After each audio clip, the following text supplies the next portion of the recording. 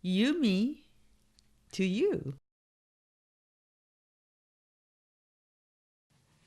This poem I wrote after I was reunited with my birth mother in Japan after being separated for 35 years.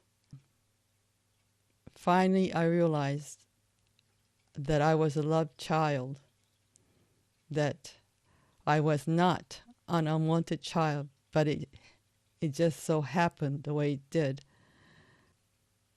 There were countless crying nights, screaming, howling nights. I wanted the love I thought that I had lost.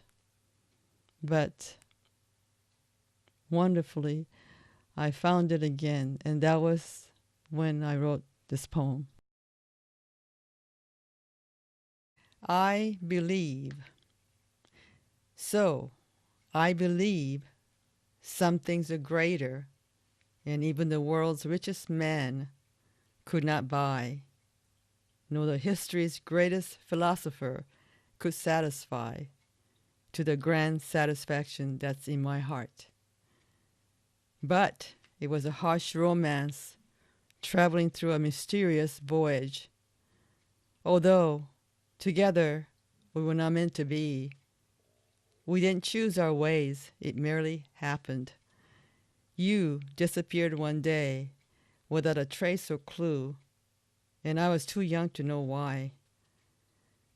I did not understand about the human rights or violations and why love had come to an abrupt end. All I knew was that I had lost someone I needed close and dear 1,000,000,000,000 years ago. And I believe in miracles and forgiveness. Yes, I believe. I believed in faith.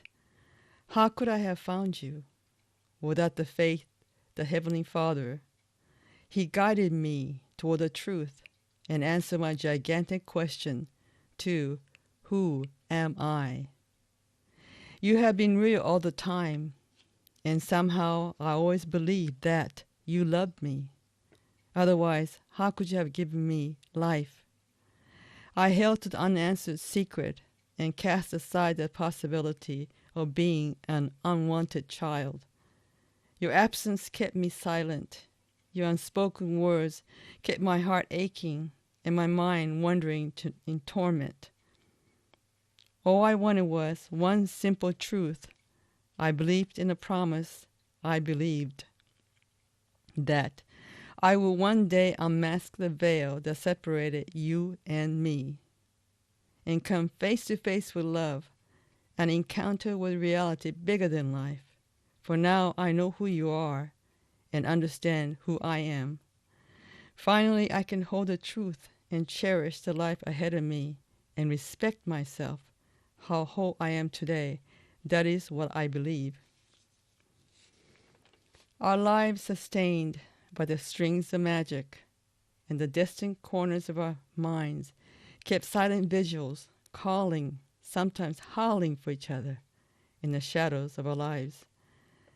How could the greatest love of the universe be broken and separated, while at times stood still in our minds? I was eternal for in the eyes of your life, and the brain's clockwork locked itself a single time and blocked all the inevitable changes. We feasted on the unknowns. The reality was too much to bear. In time, I asked no questions, merely survived. No one had the answers I wanted to hear, so I nested in imaginations where the thoughts were kind and the truth was gentle. The reality was scarred with lies and bruised with cruelty, but I knew somehow I would be free from the bondage of lies and nightmares. That is what I believed.